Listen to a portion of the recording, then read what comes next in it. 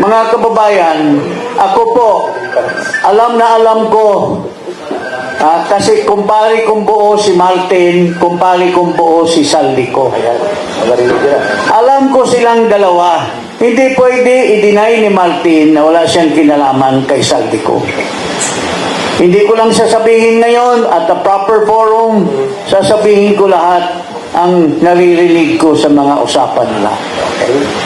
Ang mga personal witness na hindi pwede i-deny ni Martin na si Saldico tao-tao lamang niya.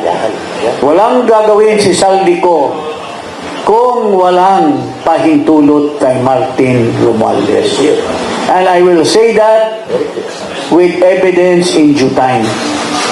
Mayroon po akong mga nilapit na mga congressmen na humingi at sasabihin ko po yon later on.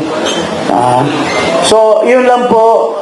Pero nasaktan po ang damdamin ko nung nangyari sa Senado. Kasi may mga traidor. Itong 2 bilyar, napaka-traidor nito.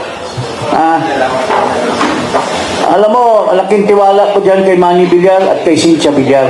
Noong una pa lamang, mga kababayan, noong 1998, nung tumakbo si Villar, walang-wala yan. Bankrupt na yung kumpanya niya. Pero tinuloy